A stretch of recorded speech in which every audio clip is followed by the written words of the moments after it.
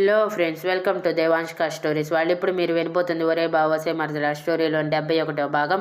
సుధగారు రాధగారు కూడా జరిగిన విషయాన్ని మార్చే సాహసం చేయలేమని తెలిసి ఉదయం ఇద్దరి విషయంలో ఏం చేయాలో నిర్ణయించుకొని నిద్రపోయారు. ఇక్కడ మగవాళ్ళ రూమ్లో వీరేంద్ర గారు సురేంద్ర గారు డల్గా కూర్చొని ఉంటే సూర్యనారాయణ గారు వాళ్ళిద్దరి భుజాల మీద చేతులు వేసి, వదిలేయండి, జరిగిపోయిందేదో జరిగిపోయింది, ఇప్పుడైతే ఏ ప్రాబ్లం లేదు కదా, ఇద్దరూ సంతోషంగా ఉన్నారు, అది చాలదా మనకి, జరిగిన వాటి గురించి మర్చిపోండి అని అన్నారు. కానీ మావయ్య, సీత మరీ ఇంత పిచ్చి పని చేస్తుందని ఊహించలేదు. పొరపాటున తను అనుకున్నదే నిజం అనుకుని తన కడుపులో బిడ్డ గురించి బయటపడకముందే రామ్కి మనకి తెలియకుండా పెళ్లి చేస్తుంటే ఏం చేయగలం చెప్పండి. తన చేతులారా తన జీవితాన్ని సర్వనాశనం చేసుకున్నదైపోయి ఉండేది.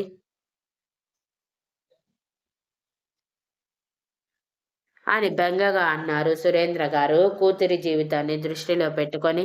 వీరేంద్ర గారు ఒక నిట్టూర్పు విడిచి, ఇదైతే నిజమే అని అన్నారు. హా, కానీ జరిగిపోయిన వాటిని మనం మార్చగలమా ఏంటి? దేవుడు వాళ్ళిద్దరికీ రాసిపెట్టి ఉన్నాడు కాబట్టే ఇన్ని అడ్డంకులు వచ్చినా సీత మనకి చెప్పకుండా ఇంత పెద్ద నిర్ణయం తీసుకున్నా చివరికి తన కడుపులో బిడ్డని బయట పెట్టి తనకి బిడ్డకి ఏమీ కాకుండా ఆ దేవుడే కాపు కాచి ఇంత దూరం తీసుకువచ్చాడు.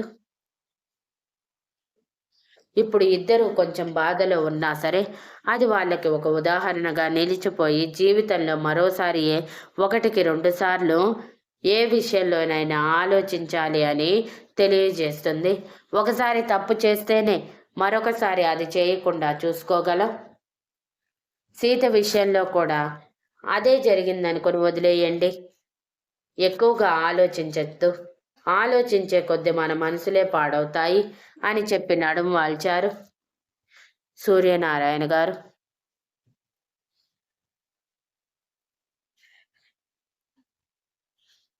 సూర్యనారాయణ గారు చెప్పింది ఇద్దరికి సబబుగా అనిపించి సైలెంట్గా పడుకున్నారు.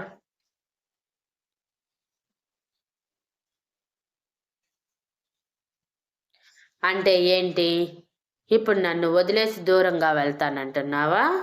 అలాంటి దానివి మొన్నే అమ్మ అత్త అడిగినప్పుడు వెళ్తానని చెప్పి ఉండొచ్చు కదా.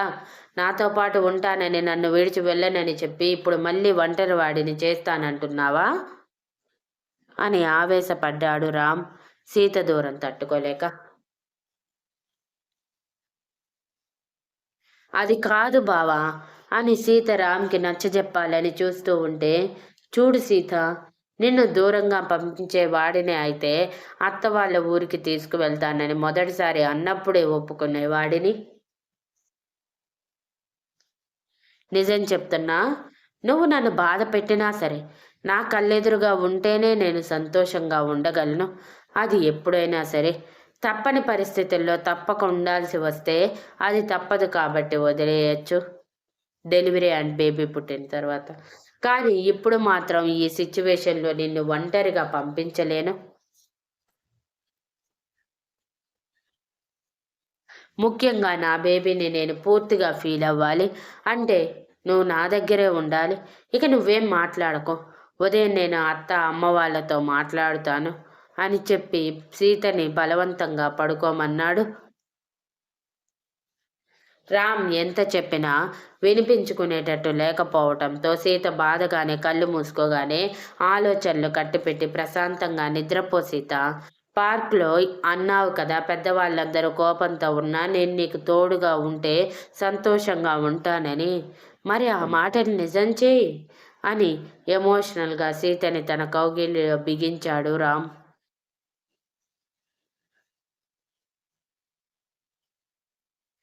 అందరూ ఉదయం లేచినా కూడా ఇల్లంతా నిశ్శబ్దం అలుముకుంది. కానీ ఎవరి పని వాళ్ళు చేసుకుంటూనే ఉన్నారు.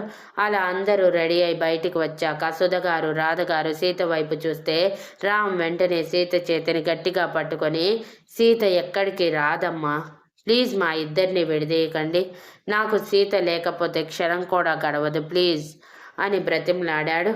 ఇద్దరు ఏం మాట్లాడకుండా సైలెంట్గా ఉంటే సీత భయంగా, ఇంకొకసారి మీకు కోపం తెప్పించే పని చేయను అమ్మా, ప్లీజ్ ఈ ఒక్కసారికి నన్ను క్షమించండి, కానీ నన్ను మాత్రం తీసుకువెళ్ళకండి ప్లీజ్ అని సీత కూడా బ్రతిమలాడింది. సూర్యనారాయణ గారు గంభీరంగా, మరి మీరు చేసిన తప్పుని ఒప్పుకుంటున్నారా అని అడిగారు. హా తాతయ్య, మా తప్పుని ఒప్పుకోబట్టే కదా మీకు ఉన్నది ఉన్నట్టు నిజం చెప్పింది అని అన్నాడు రామ్. సరే అయితే మరోసారి మాత్రం ఇలాంటి పనులు చేయకండి. ఏదైనా చేసే ముందు కనీసం పెద్దవాళ్ళం మాతో ఒక్క మాట చెప్పాలి అని ఆలోచించండి. అప్పుడైనా సరైన నిర్ణయాలు తీసుకోగలుగుతారేమో అని గంభీరంగానే చెప్పి మహాలక్ష్మి గారి వైపు చూస్తే మహాలక్ష్మి గారు సీత చేతిని పట్టుకొని, జాగ్రత్త సీత, ఎక్కువగా పని చేయకు. డాక్టర్ రెస్ట్ అని చెప్పారు కదా, వేటి గురించి ఆలోచించకు. మేం మీ మీద కోపంగా లేము, కొంచెం బాధ అంతే. మాతో కూడా చెప్పకుండా సొంత నిర్ణయాలు తీసుకున్నారని, అంతకు మించి ఏమీ లేదు. నువ్వు ఏది చేసినా నీ బావ సంతోషం కోసం ఆలోచించి చేస్తావని నేను అర్థం చేసుకున్నాము కాబట్టే నీతో మాట్లాడుతున్నాము. నీతో పాటు రాధ కూడా ఇక్కడే ఉంటుంది. తను మాత్రం మీ మీద కోపంగానే ఉంది. తన కోపం మీరు ఎలా పోగొడతారో మీ ఇష్టం అని నవ్వుతూ చెప్పి సీత నుదుటి మీద ముద్దు పెట్టారు. నిజంగానా అమ్మమ్మ? నిజంగానే నన్ను తీసుకువెళ్ళట్లేదు కదా అని సీత ఆనందంగా అడిగింది.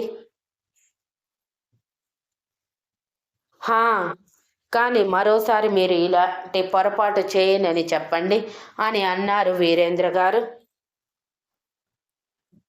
తప్పకుండా మావయ్య అని సీత సంతోషంగా వీరేంద్ర గారిని హత్తుకొని, మరోసారి ఇలాంటి పొరపాటు నా ప్రాణం ఉన్నంత వరకు చేయను, నా బావ చేతిని నా చావులో కూడా వదిలిపెట్టను అని అంది సీత చాలా సంతోషంగా. సుధగారు సీతతో మాట్లాడలేదు, మొహం తిప్పేశారు. సురేష్ గారు కూడా సీత తల నిమిరి జాగ్రత్త సీత అని చెప్పి అందరితో కలిసి వెళ్ళిపోయారు. రాధగారు మాత్రం ఇద్దరి వైపు కొరకొర చూస్తూ కిచెన్లోకి వెళ్తే సీత రామ్ని గట్టిగా హత్తుకొని, అందరికి నా మీద కోపం లేదు బావా, నేను అలా చేశానన్న కొంచెం బాధ తప్ప, ఆ బాధ పోతే నాతో మళ్ళీ నార్మల్గా మాట్లాడుతారు అని అంది. రామ్ కూడా సంతోషంగా సీతని హత్తుకుని, హా అవును, సరే నేను ఆఫీస్కి బయలుదేరుతాను, నువ్వు అమ్మని ప్రసన్నం చేసుకునే పనిలో ఉండు ఈరోజు మొత్తం, సాయంత్రానికి నాకు రిజల్ట్ చూపించాలి, ఓకేనా అని చెప్పి ఫ్రెష్ అవ్వటానికి వెళ్ళిపోతే సీత సంతోషంగా నత్తనడకన నడుస్తూ కిచెన్లోకి వెళ్ళి వెనక నుంచి రాధగారిని హత్తుకుని, ఏం చేస్తున్నావత్తా అని అడిగింది. పోవే, నువ్వు నేను చిన్నప్పటి నుంచి క్లోజ్ ఫ్రెండ్స్ అనుకున్నాము. నువ్వు ఏ విషయం నా దగ్గర దాచవు అని అనుకున్నాను, కానీ ఇంత పెద్ద నిజం దాచి నీలో నువ్వే బాధపడతావని ఊహించలేదు. దీనికి నేను బాగా హర్ట్ అయ్యాను అని బొంగమూతి పెట్టుకొని అన్నారు రాధగారు. అయ్యో, మా అత్త అలకపోనిందే, ఇప్పుడు ఆ అలకి ఎలా పోగొట్టాలబ్బా అని సీత గడ్డం కింద చూపుడు వేలు పెట్టి ఆలోచిస్తున్నట్టు ఫోజ్ పెట్టి అంది.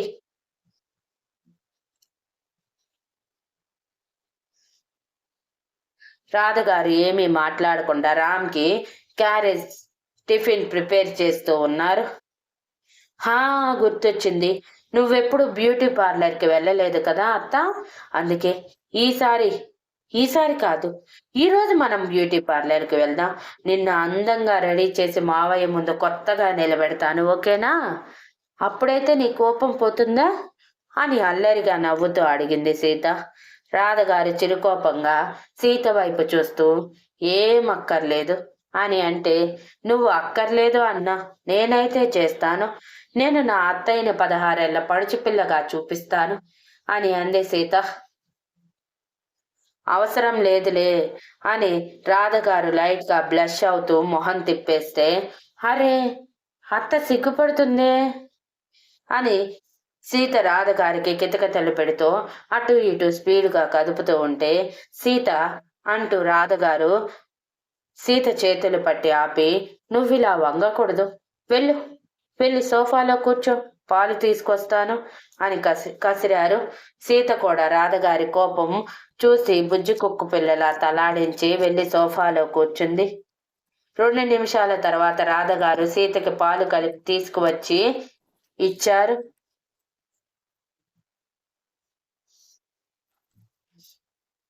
సీత ఓన్లీ పాలే అనుకుంది, కానీ అందులో ఏదో పౌడర్ మిక్స్ చేసినట్టు బ్రౌన్ కలర్లో కనిపించటంతో ఏంటత్తా ఇవి ఇలా ఉన్నాయి అని అయోమయంగా అడిగింది. కాంప్లాన్. నీకు బ్రెయిన్ ఎదగలేదు కదా, ఇంకా పసిపిల్లవే. ఇంకొంచెం బ్రెయిన్ ఎదగాలంటే ఇలాంటి కాంప్లాన్, బోన్ వీటా లాంటివి తాగాలిలే. పైగా ఈ టైంలో కొంచెం మంచిదే అని వెటకారంగా అన్నారు రాధగారు. కరెక్ట్ అమ్మా అని రామ్ అప్పుడే రెడీ అవ్వటంతో రాధగారు మూతి తిప్పుకొని రామ్తో ఏమీ మాట్లాడకుండా కిచెన్లోకి వెళ్తే రామ్ ఆవిడ వెనకే వెళ్తూ, ఇది మరీ బాగుంది. ఉరుమురుము మంగళం మీద పడ్డట్టు సీత చేసిన దానికి నా మీద ఎందుకు కోపంగా ఉన్నావమ్మా అని అడిగాడు. సీత కూడా రాధ వెనకే వచ్చి, అత్త నాకివి వద్దు అని ఏడుపు మొహం పెట్టి అంటే, నేనేదో ఊరికే అన్నాలే, అందులో మదర్స్ హార్లిక్స్ కలిపాను, నీ మొగుడే తీసుకువచ్చి పెట్టి మాతో చెప్పాడు ప్రతిరోజు ఉదయం పడుకునే ముందు కలిపి ఇవ్వమని, అందుకే కలిపి ఇచ్చాను అని మూతి ముడిచి చెప్పి టిఫిన్ తీసుకువెళ్ళి డైనింగ్ టేబుల్ మీద పెడుతున్నారు రాధగారు. బావ తీసుకువస్తే ఓకే అని సీత చుప్చాప్గా గ్లాస్ తాగేసి పక్కన పెట్టి మళ్ళీ సోఫా దగ్గరికి వెళ్ళిపోతే రామ్ రాధగారి మెడ చుట్టూ చేతులు వేసి, ఏంటమ్మా నాతో మాట్లాడవా నువ్వు అని క్యూట్గా మొహం పెట్టి అన్నాడు. మాట్లాడను అని రాధగారు కూడా అనగానే, ఎందుకు అని నవ్వుతూ అడిగాడు రామ్. 4 రోజులు నా కోడల్ని బాధ పెట్టినందుకు, అది బాధపడుతుంటే దాని బాధ తెలుసుకోలేనందుకు అని చిరుకోపంగా చెప్పి, రా వచ్చి కూర్చో, టిఫిన్ పెడతాను అని అన్నారు రాధగారు.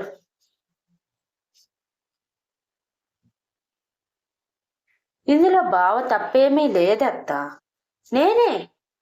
బావ చాలాసార్లు తప్పంతా చేసింది నేనే. బావ చాలాసార్లు నన్ను అడిగాడు, కానీ నేనే నా పిచ్చితనంతో చెప్పకుండా బావని ఇంకా ఇంకా బాధ పెట్టాను. ప్లీజ్ అత్త, నా కోసమైనా బావతో మాట్లాడు అని ఏడుపు మొహం పెట్టి అంది సీత. నీకోసమైతే మాట్లాడుతాలే అని రామ్ వైపు చూసేసరికి రామ్ ఉక్రోషంగా పెట్టిన టిఫిన్ తిని, అది చెప్పగానే నువ్వు నాతో మాట్లాడాల్సిన అవసరం లేదులే అని చెప్పి క్యారేజ్ తీసుకొని సీత దగ్గరికి వెళ్ళి, జాగ్రత్త, సాయంత్రానికి నేను చెప్పింది చేసి చూపించు అని చెప్పి సీత నుదుటి మీద ముద్దు పెట్టి వెళ్ళిపోయాడు. Thank you for listening and please like, share, comment and subscribe.